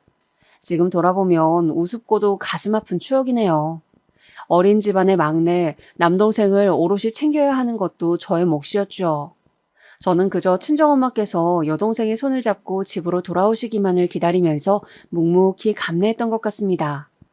그때는 어렸을 때라서 간과하였지만 장남인 오빠도 그 당시엔 심경이 무척 복잡했던 것 같아요. 되게 울적해했고 힘들어했던 것 같네요. 오매불망 저희 식구들이 기다렸던 여동생은 그 언제인가 퇴원을 했었습니다. 그러나 얼마 안 있어서 다시 입원을 했고 그 후로는 다시 퇴원을 하지 못한 채로 끝끝내 하늘의 별이 되었습니다. 불쌍한 우리 딸. 이렇게 없이 살고 배운 것도 없는 집안에 셋째로 태어나지만 않았어도 분명히 더 오래 살았을 것을, 더 행복하게 살다가 떠났을 것을, 왜 내 자식으로 태어나서 이렇게 불쌍하게 떠났어야만 했냐. 내가 미안하다. 친정아버지께서 죄 피부가 거칠어진 얼굴을 손으로 쓸어내리시며 눈물도 계속 닦아내셨던 그 모습이 저에게는 인상 깊게 남아 있습니다. 그 순간의 모습이 너무 슬퍼서 가슴이 옥죄어 왔던 것 같아요. 그때는 스마트폰이랄 게 어디 있나요? 만화 영화가 시청률이 40%가 넘게 나오기도 했던 시절입니다. 기껏해야 TV로 공감대를 형성했던 시절이었어요. 그러니까 저는 저희 집안의 가난이 어느 정도의 수준인지, 남들과 비교했을 때 얼만큼 떨어지는지 이런 것을 아예 몰랐고 관심조차 없었습니다. 가난해서 짜증나고 서럽기는 하지만 남들도 이 정도로 사는 사람들이 많을 거라고 막연하게 생각했었으니까요. 하지만 여동생의 죽음으로 처음 그런 것들을 인지하게 되었어요. 여동생이 떠나고 나서 남겨진 병원비로 지게 된 빚 때문이었죠. 생명 하나를 잃었는데 빚은 남겨졌다? 이 사실이 어렸던 저에게 미칠 듯한 충격으로 다가왔습니다. 갑자기 세상이 다르게 보이기 시작했어요. 제가 그 정도였으니 저보다 머리가 굵었던 오빠는 어떻겠나요? 아주 착잡했겠죠. 집안 분위기는 점차 개판이 났습니다. 친정아버지께서는 언제부터인가 술을 드시기 시작하였고요. 친정엄마께서도 많이 변하셨습니다. 그땐 몰랐지만 지금 생각하면 친정엄마께서는 우울증을 앓으셨던 것 같아요. 여동생의 병상을 내내 지키셨던 분이 바로 친정엄마이셨는데 끝내 여동생이 병마를 이겨내지 못한 데다가 남은 자식들을 돌봐야 하지, 빚도 갚아야 하지, 이런 상황들이 있으니까 친정엄마께서는 당신 스스로의 상태를 점검해 보실 수도 없었던 것입니다. 그때는 우울증이라는 개념 자체가 희소했었어요. 정신과라든지 상담 치료라든지 그런 게 어디 있나요? 정신질환 관련해서는 정신병원밖에 사람들이 몰랐던 시절입니다. 오죽하면 치매라는 개념조차 널리 알려지지 않아서 그저 나이 많으신 노인분들이 이상행동을 하면 노망 들었다고 표현을 했었을까요? 그랬으니 아무도 친정엄마의 병 들어가는 마음을 알아주지 못했던 거예요. 기쁠 일 하나 없는 집구석에서 웃을 일도 없으니 왠지 식구들끼리도 서먹해지는 느낌이었습니다. 여동생이 떠나고 나서 1년이 지났을 때 저는 그래도 제가 딸이랍시고 친정엄마께 힘이 되어드려야겠다는 결심을 하게 되었어요. 위로를 건네드리고 싶었고 든든한 버팀목이 되어드리고 싶었습니다. 살갑고 화목한 모녀관계를 만들어가고 싶었어요. 그런데 설마하니 이게 제 발목을 잡을 줄은 몰랐습니다. 술을 자주 찾으시며 집 밖으로 걷도셨던 친정아버지, 여동생이 떠난 이후로 말수가 확 줄었고 성격이 까칠해졌던 오빠, 손이 많이 가고 사람 피곤하게 만들었던 남동생, 이런 가운데 친정엄마께서는 당신에게 위로를 건넨 저에게 의지를 하고 싶어 하셨어요. 시간이 갈수록 저는 친정엄마의 온갖 하소연을 들어드려야 하는 상대로 전락하게 되었습니다. 제가 어느 날은 너무 숨이 막혀서 그만 듣고 싶다, 나 피곤하다 이런 식으로 나왔는데 그럴 때면 친정엄마께서는 거의 졸도하시려고 하였습니다. 네가 어떻게 나한테 이러니? 네가 그렇게 나오면 엄마는 너무 서운해. 엄마는 너한테밖에 이런 얘기 할 데가 없는데 네가 내 마음을 못 알아주면 난 어쩌라는 거야. 친정엄마께서 그러실 때마다 저는 아주 지긋지긋해서 미쳐버릴 것만 같았어요. 그런데 가슴 한구석에서는 우리 엄마 참 안 됐다, 불쌍하다 이런 생각이 들어서 모질게 굴 수가 없었습니다. 저는 대학을 너무나도 가고 싶었어요. 하지만 돈이 없어서 힘들어 죽겠다는 친정엄마의 하소연에 못 이겨서 그것에 등이 떠밀린 채 대학 진학을 포기하고 취업 전선에 뛰어들어야만 했습니다. 같이 고등학교에 다닌 친구들이 대학 생활을 즐기는 동안 저는 돈을 벌기 시작했지요. 생활이 달라지니까 사이도 멀어지더라고요. 이때 친정오빠는 군입대를 하였고 저의 어깨는 더더욱 무거워졌습니다. 친정아버지와 제가 버는 돈으로 저희 집이 생활을 하고 돈을 모았죠. 그런데 어느 날 문득 친정 부모님께서 남동생은 꼭 대학을 보내야 한다고 하셨는데 그 말씀이 너무 당연해서 이해가 가는 한편 제 가슴 한구석에는 응어리가 졌습니다. 그럼 저는 대학에 안 가도 되었던 자식이었나요? 그 물음이 턱끝까지 차올랐었어요. 하지만 철없이 굴기에는 집안 상황이 여유롭지 않다는 것을 누구보다 잘 알고 있었기에 속으로만 삭혀야 했습니다. 결국 남동생이 대학 가는 것을 제가 뒷바라지를 다 해줬네요. 속상했지만 남동생이 잘 돼야 결과적으로 집안에 좋은 일이라는 생각으로 서러움을 꼭 눌렀습니다. 여동생이 떠난 이후로 내내 눌러 참고 살아온 저였지만 그랬던 저를 조금 변화시킨 계기가 있었습니다. 그건 바로 저희 오빠가 사귀던 여자친구랑 결혼하고 싶은 마음이 있다고 집에 알려왔을 때였어요. 친정 부모님께서는 아직은 결혼하기 이르지 않냐고 오빠를 나무라시면서도 우리 장남을 장가 보내려면 돈이 더 필요하겠는데? 이런 계산부터 바로 하시고 저에게 손을 벌리셨습니다. 와, 그때 기분이 정말 뭐라고 설명할 수 없게 비참했어요. 제가 마치 집에다가 돈이나 벌어 갖다 바치는 기계에다가 친정엄마의 하소연을 들어주는 공짜 상담사라도 된 기분이었죠. 그래서 저는 20대 때 오빠랑 사이가 좋지 못하였습니다. 오빠는 우리가 남이냐, 가족끼리 이것저것 재지 말아라 라고 하셨고, 저는 내 일방적인 희생으로 굴러가는 집안 꼴이 짜증난다며 맞섰습니다. 그 여자친구랑 크게 다투는 바람에 오빠는 결국 그때 결혼을 하진 않았었지만 저에게는 어떤 교훈 한 가지를 남겨주었고, 그래서 저는 홧김에 결혼하고 싶다는 욕망을 품게 되었습니다. 그런 와중에 제가 만났던 남자가 있었어요. 어떤 사람이었냐 하면 제가 듣고 싶어하는 말을 잘 해주는 남자였습니다. 네가 정말 힘들었겠다. 고생 많았네. 이렇게 말을 해주는 것을 듣고 제가 그 남자한테 빠져서 넘어가 버렸어요. 그까진 위로해도 제가 정신을 못 차릴 때였던 것이죠. 그 남자는 저처럼 고졸에다가 직업도 그저 그랬고 인물도 솔직히 보통 이하였습니다. 하지만 저한테 다정다감했으며 무엇보다 저의 이야기를 잘 들어주었기에 너무 좋았어요. 그래서 결혼하고 싶은 마음에 친정 식구들에게 그 남자를 다 소개시켜주기까지 했습니다. 제가 그 남자 집에 가서 마치 이미 며느리라도 된 것처럼 같이 식사 준비도 하고 둘러앉아서 밥도 먹고 그쪽 부모님의 생신도 챙겨드렸었죠. 저희 친정 부모님께서는 변변찮아도 너무 변변찮다며 그 남자를 결혼 상대로 탐탁지 않아 하셨고 저는 콩깍지가 씌어서 전혀 듣지 않았었고요. 결혼을 강행하였는데 결론적으로는 파혼을 하고 말았습니다. 그 남자가 바람을 피웠는데 저한테 현장을 들켰거든요. 제가 너무 큰 충격을 받아서 식음을 전폐하고 있을 때 그 남자가 저에게 찾아와서 늘어놓았던 자기 변호가 잊혀지지 않습니다. 막상 너랑 결혼하려니까 너무 심란해서 그랬어. 너보다 잘난 여자를 만나고 싶었거든. 대학도 나오고 집안도 더 유복한 여자 만나서 멋지게 살고 싶은 욕심에 그런 실수를 저질렀다. 상처 줘서 미안해. 그런 뻔뻔한 변명이 또 있을까요? 지금 생각하면 완전히 정신이 이상한 놈이었어요. 저한테 바람 현장을 걸린 게 얼마나 다행이었는지. 하지만 당시에는 그런 식으로 파혼을 맞았다는 게 미친 듯이 힘들었을 따름이었죠. 연애 기간 약 2년, 그 기간 동안 들인 제 모든 수고와 돈도 날아간 셈이었습니다. 그 후로 저는 남자에 대한 기대치를 완전히 내려놓았어요. 대신 저를 배신했던 그 남자가 했던 말처럼 나보다 나은 상대와 결혼하고 싶다는 희망사항을 품게 되었습니다. 불같은 운명적인 사랑을 할 게 아니라면 그냥 조건이 더 좋은 남자랑 결혼을 하는 게 최고일 것 같더라고요. 제가 객관적으로 잘난 여자가 아니었기 때문에 저보다 훨씬 더 높은 급의 남자를 만나는 것은 아주 힘든 일이었고 절충안을 찾아서 저는 결혼을 하게 되었습니다. 제가 결혼한 남자는 우선 4년제 대학을 나왔으며 인물도 제법 괜찮았죠. 착하거나 부드러운 성격과는 거리가 멀었으나 자기 신념 확고해 보이는 모습이 마음에 들었습니다.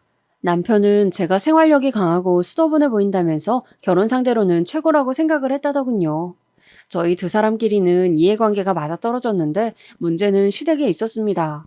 왜냐하면 시댁에서는 처음부터 저를 마음에 안 들어 했기 때문이죠. 남편이 장남이라는 것도 큰 몫을 했다고 생각해요. 남편은 3남매 중에 맞이인데 자기 밑으로 여동생과 늦둥이인 남동생이 있었습니다. 다닌다는 직장 얘기 듣고서는 그래도 그 정도면 어디 가서 부끄럽지 않겠다고 생각을 했었는데 고졸? 최종 학력이 고등학교 졸업인 건 꽤나 큰 하자인 것 같아서 기분이 좀 그렇네요. 인사드리러 갔었던 첫 만남에서 시어머니께서는 저에게 그런 식의 말씀을 하셨었죠. 저는 고졸이라는 저의 최종 학력이 결코 만족스럽지 못하였으나 남한테 부끄럽다는 생각을 가지고 살아오진 않은 바였습니다. 집안 상황상 그때는 제가 대학에 가기 어려울 때였고 저는 사회 경쟁력을 열심히 쌓아오면서 제가 이뤄낸 것들에 대한 보람과 자부심이 조금은 있었거든요.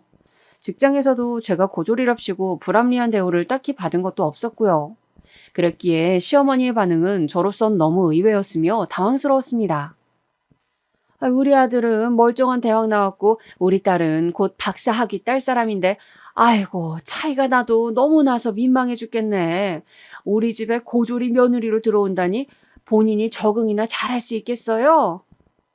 그때 당시에는 시어머니께서 저를 대놓고 비우신다는 생각까지 못하고 그냥 저를 떠보시는 거라고만 여겼었어요. 그러니까 눈치 없이 해맑게 웃으면서 대답을 해드렸었겠죠. 네, 그럼요. 당연하죠. 앞으로 잘 부탁드려요, 어머님. 제가 어머님께 예쁨 받을 수 있도록 열심히 노력할게요. 아니, 고졸은 고졸 집안으로 시집 가는 게 마음이 편하지 않겠나 싶어서 나는 말을 던져본 것인데. 아니에요, 어머님. 저 마음 하나도 안 불편해요. 어머님의 며느리가 되어서도 마음 편하게 잘 지내겠습니다. 저의 반응을 보면서 아마 시어머니께서는 뭐 이런 게 다 있나 싶으셨을 것 같네요. 그때 그 순간으로 시간을 돌릴 수만 있다면 저는 시어머니의 모욕적인 언사 앞에서 다른 반응을 할 것 같지만 지난 걸 되돌릴 수는 없는 노릇이었죠. 남편한테는 좀 욱하는 성격이 있었는데 그게 저랑 결혼 진행을 하면서 이상한 쪽으로 발휘가 되었어요. 시댁 식구들한테 남편이 어느 날 욱해서 이런 식으로 말을 하고 만 거예요. 내가 하기로 결정한 결혼인데 왜 토를 달고 여기에다 태클을 거는 거야? 내가 한다잖아. 내가 하고 싶다잖아. 이 결혼을. 그 바람에 어영부영 결혼을 하게 되었으니 어이가 없는 전말을 품은 결혼이었죠. 그래서 저는 지인들한테 조건이 제가 확 기우는 결혼을 어떻게 그렇게나 빨리 시댁 쪽에 승낙을 받고 진행할 수 있었는지 진상을 밝히지 않았답니다. 시댁에서 저를 낮잡아 본다는 것도 남편의 욱하는 다혈질 때문에 결혼이 결정되어 버렸다는 것도 남한테 말하기는 꺼려지는 진실이었으니까요. 제가 결혼한 걸 두고 저를 아는 사람들은 땡 잡았다, 정말 잘 되었다면서 축하를 해주었지만 그 실상은 그러지 못하였습니다. 제가 잡은 땡이 좋은 땡이 아니라 나쁜 땡이었거든요. 진실된 사랑을 쫓아 결혼하지 않고 조건을 앞세웠던 것이 저의 잘못이었을까요? 결혼 생활은 별로 행복하지 못하였습니다. 무엇보다 시어머니의 눈치를 자꾸 살피게 되었죠. 저를 보실 때마다 표정에서부터 이미 심술을 드러내셨고 항상 저에게 잔소리를 하고 싶으셔서 그 인매가 언제나 실룩거렸습니다. 그런 시어머니의 모습을 볼 때마다 저는 속이 얹힌 기분이었어요. 가슴이 갑갑하였고요. 거의 화병이나 다름없었죠. 제가 남편보다 못한 직장에 다니고 있었지만 엄연히 직장인이었는데 시어머니께서는 그걸 인정을 안 해주셨습니다. 고졸이 다니는 직장에서 하는 일이 다 보잘것없지 뭐. 대단한 일이라도 할 것도 아닌데 그까진 일 좀 다닌다고 바쁘다 피곤하다 핑계대기는. 그런 싸가지 없는 태도는 어디서 배웠는지. 아니지. 그런 것조차 배울 데가 없어서 아예 배우지를 못했겠구나. 그냥 천성 자체가 그런 것이야. 저를 하도 부려먹으려고 그러셔서 제가 직장인이라는 방패를 내세웠더니 그마저도 탐탁지 않게 여기셨죠. 그때 남편의 여동생, 그러니까 저의 시누이가 박사 학위를 따내는 바람에 제가 경멸당하는 분위기가 제대로 조성이 되어버렸습니다. 시어머니께서는 막말을 숨쉬듯이 너무나도 아무렇지 않게 자연스럽게 뱉으셨어요. 우리 딸이 그렇게나 공부를 열심히 해서 박사까지 되는 동안 누구네 딸은 고졸에 머물렀는데 한 집에서 조우를 하게 되다니 이 무슨 불공평한 상황인가 모르겠네. 이래서 노력 하나 없이 그저 시집만 잘 가면 되는 줄 아는 한심한 여자들이 우리 딸처럼 멋지게 사는 여자들을 먹칠하는 거라니까. 시어머니의 논리는 이러하였습니다. 시누이는 대학을 나온 것은 물론이고 박사학위까지 딴 대단한 여자인데 저는 고졸밖에 안 되는 주제에 결혼으로 엮어서 둘이 한 집안 식구가 되었으니 격이 안 맞다는 것이었어요. 제가 집안의 흠이라고 보셨죠. 저 스스로 부족함을 알고 시댁에 헌신적으로 봉사하라는 뜻을 넌지시 내비치기도 하셨습니다. 매번 가만히 들어드리면서 어색하게 웃음만 짓고 있었더니 점점 저를 더 우습게 여기시더라고요. 하지만 제가 참았던 것은 시어머니, 시댁 식구들을 위해서가 아니었습니다. 참고 사는 것이 제 인생에서 습관이 되어 있었기 때문이에요. 친정엄마께서는 제가 원래 생각했던 결혼 생활이 아니라서 힘들다고 말씀을 드렸을 때 마치 기다렸다는 듯이 당신의 힘든 이야기를 되려 꺼내셨던 분이었죠. 너는 엄마가 네 아버지랑 이날 이때까지 행복하게만 살아온 것 같니? 네 눈에는 그렇게 보여? 아니야, 절대로 아니야. 엄마는 그냥 이 악물면서 참아온 세월이 훨씬 길었고 네가 지금 결혼해서 힘들다고 하는 건 장난 같은 투정 수준이란다.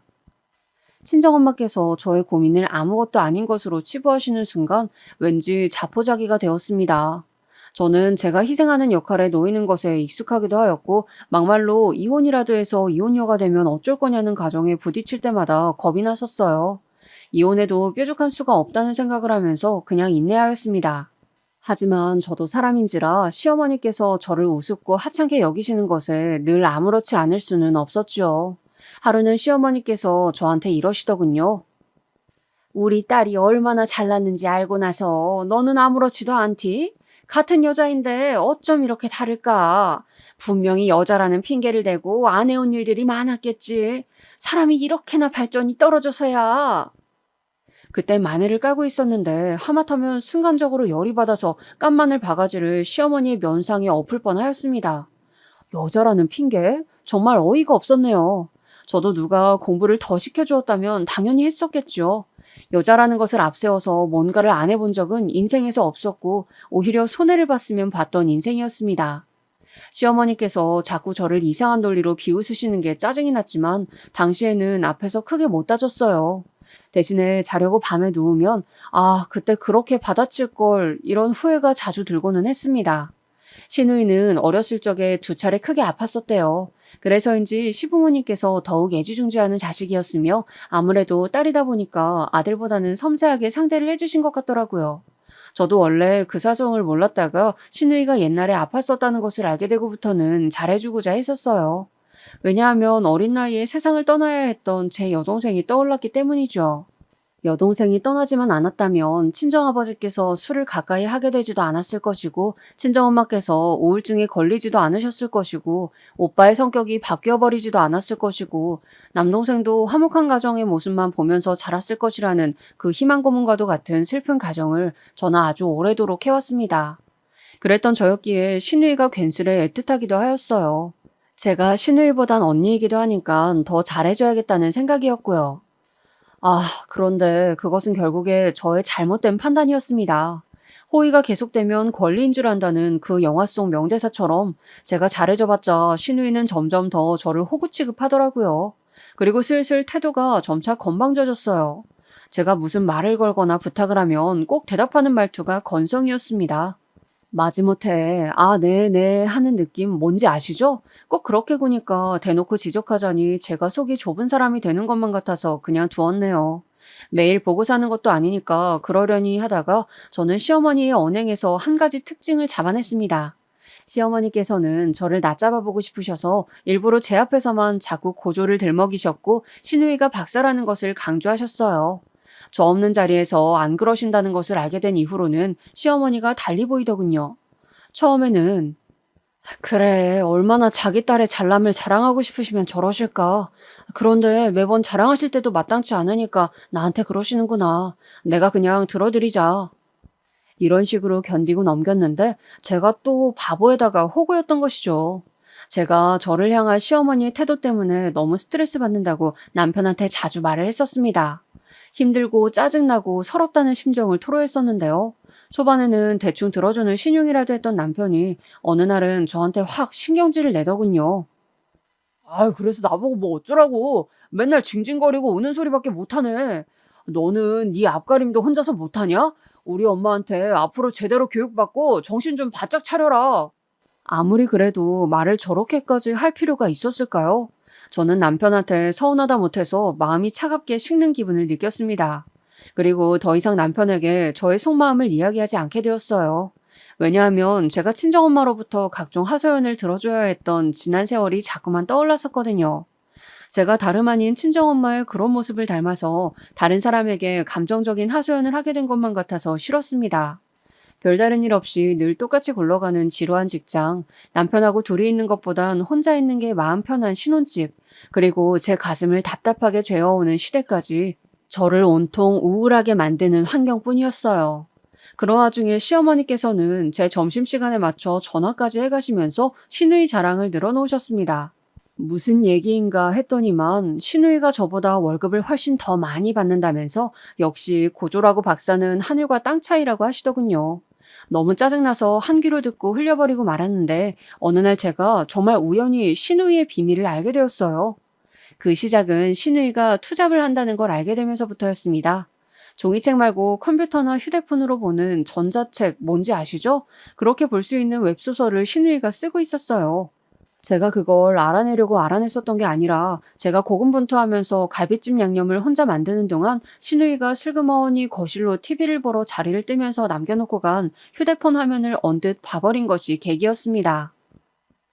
언니, 저는 잠깐 소파에 앉아있다 올게요. 허리가 아파서 그래요. 그런 핑계를 대면서 얄밉게 TV 앞에 소파에 앉은 신우이는 잠깐이란 말을 지키지 않았고 놔두고 간 휴대폰의 화면이 켜져 있길래 제가 무심코 봤는데 그게 웹소설의 연재 페이지였어요. 그리고 신우이가 그 글의 작성자였기 때문에 관리자 모드로 되어 있더라고요. 제가 깜짝 놀라서 정보를 외워뒀다가 따로 검색을 해봤습니다. 그랬더니만 신우이가 저급한 소재와 내용의 소설을 써서 그걸로 돈을 벌고 있었던 사실이 드러났습니다. 이상하다. 이 정도 분량이면 취미로 시간을 할애하는 정도가 아닌데 이걸로 본격적인 돈벌이를 하려는 모양새잖아. 도대체 왜일까? 시어머니께서 그렇게 입에 침이 마르도록 칭찬을 대시며 저를 깎아내리는 도구로 사용하시는 신우이의 비밀이라니 제가 궁금하지 않을 수가 있어야 말이죠. 저는 신우이가 다닌다는 회사가 도대체 정확히 뭐 하는 곳인지 어떻게 돌아가는 곳인지 알아보다가 한 가지 희한한 사실을 접하게 되었어요. 충격적이게도 그것은 바로 고졸 입사 전형이었습니다. 그 사실을 알고부터 집요하리만치 캐내게 되었는데 저는 일단 제가 알아낸 바를 함구하였어요. 남의 비밀을 가지고 무슨 스토커 마냥 따로 조사해서 알아봤다는 점이 너무 음흉한 것 같다. 이게 할 짓이 맞나 싶네. 제 자신에 대한 성찰이 들었기 때문이었습니다. 왠지 스스로 부끄러운 느낌이었죠. 하지만 신우이의 비밀을 알게 된 이후로 저는 더 이상 전처럼 신우이를 볼 수는 없었습니다. 신우이를 보고 있으면 왠지 제 안에서 냉랭한 기운이 올라왔고 시어머니의 비아냥도 예전과 같은 기분으로는 받아들여지지 않았죠. 저를 가만히 두었다면 저는 워낙 답답한 호구였기 때문에 먼저 그 비밀을 발설하지 않았을 테고 신우이의 평화는 더 오래 갔을 거예요. 하지만 그 사건 하나가 터져버리고 말았죠. 갖은 핑계를 대고 방문을 미루고 있었던 시댁이었는데 모처럼 갔던 날이었어요.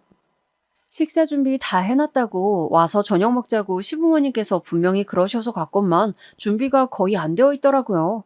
얄미운 남편은 거실에서 시아버지와 TV나 보고 앉았고 더 얄미운 시누이는 어머니께 나랑 언니랑 마저 다 할게 이런 식으로나 말을 해놓고선 실상 자기는 거의 아무것도 하지 않은 채 저에게 전가하였습니다.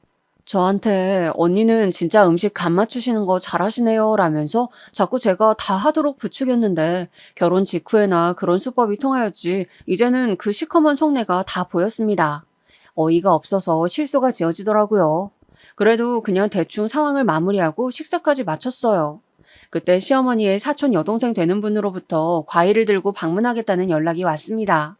저는 솔직히 너무 불편한 자리가 될 것 같아서 별로였지만 나머지 식구들은 맛있는 과일을 받아먹을 생각에 즐거워만 하더군요. 예의상으로나마 저의 의견을 물어보는 사람은 아무도 없었습니다.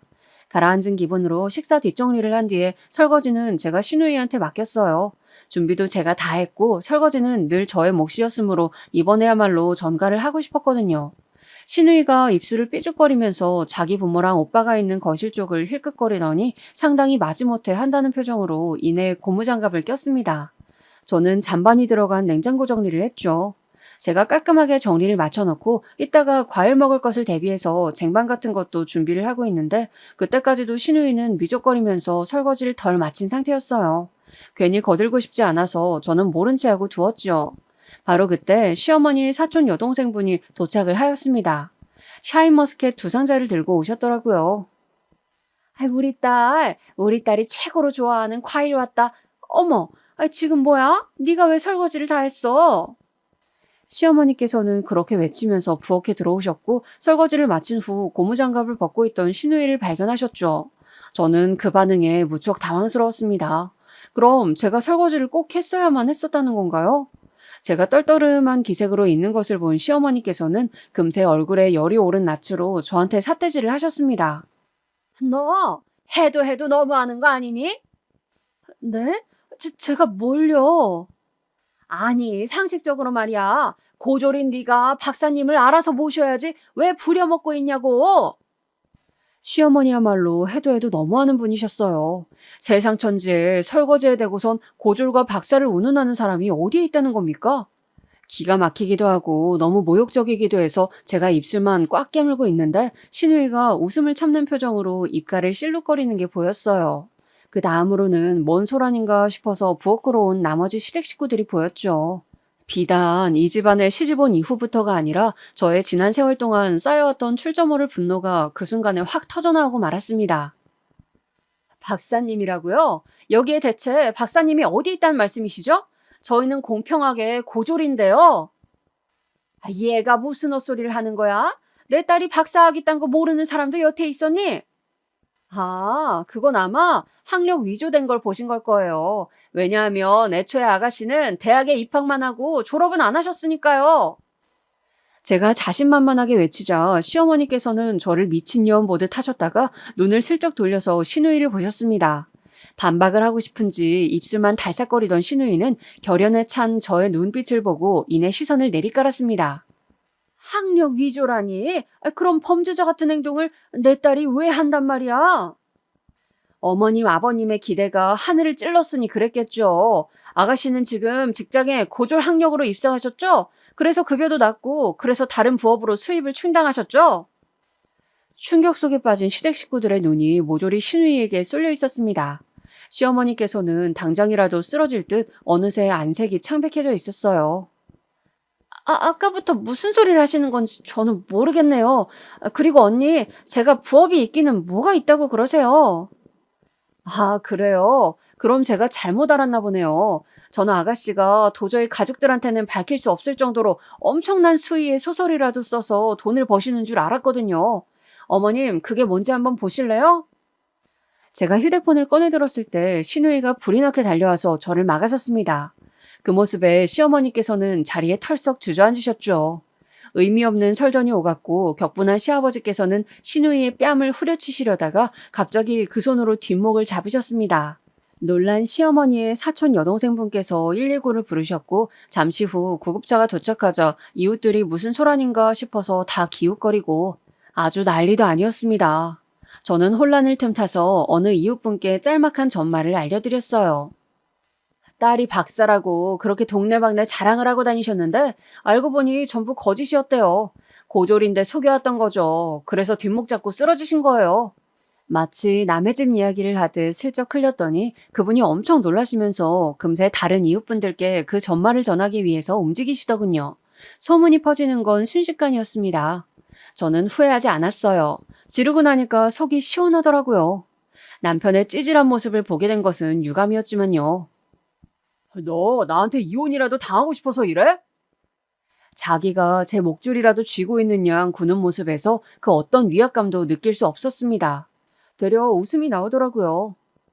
말 잘했네. 그래, 이혼하자. 너 같은 놈하고 더 살아주기에는 내가 아까워. 제가 당당하게 나오니까 남편은 다혈질이 도져버렸습니다. 공교롭게도 욱하는 그 성격 덕분에 저는 무사히 이혼을 할 수가 있었어요. 저는 그간 시댁으로부터 정신적 피해를 입은 대가를 받아내야겠다고 하였고 남편은 홧김에 저한테 신혼집의 매매 시세의 반 정도에 근접하는 재산을 분할해 주었습니다. 순전히 홧김에 저지른 일이었다는 것을 저는 알 수 있었어요. 그래서 더 통쾌했네요.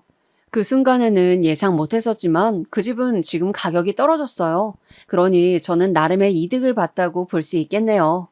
전 시댁은 동네에 소문이 다 나서 거기에서는 더 못 살겠다며 이사를 한다고 하였는데 파는 것도 사는 것도 쉽지 않으니 전전긍긍하고 있다는 게 근황입니다. 그리고 전 시누이는 1년 넘게 사귀고 있었던 남자친구한테 차였대요. 그쪽에도 박사라고 거짓말을 했었는데 이제 다 들통났으니 소용없어진 것이었죠. 이혼하고 나서 저는 지난 세월 속에만 깊이 묻어두었던 저의 진짜 본심을 친정 식구들에게 털어놓았습니다. 서운했던 점, 억울했던 점, 힘들었던 점 이런 것들을 털어놓았는데 결과가 지지부진할 것이라는 저의 예상을 깨고 식구들이 제 이야기를 진지하게 들어주었어요. 특히 오빠랑 남동생이랑 셋이 술자리를 가지고 진솔한 대화를 따로 나누었는데 정말 좋은 시간이었습니다. 오빠가 저한테 미안한 게 많다고 하더라고요. 그 말을 듣자마자 제 안에 묵혀있던 울적함들이 사르르 녹는 느낌이었어요. 제가 새언니랑 대면대면하게 지내왔던 사람인데 오빠와의 관계가 회복된 이후로 새언니랑도 친해지게 되었어요.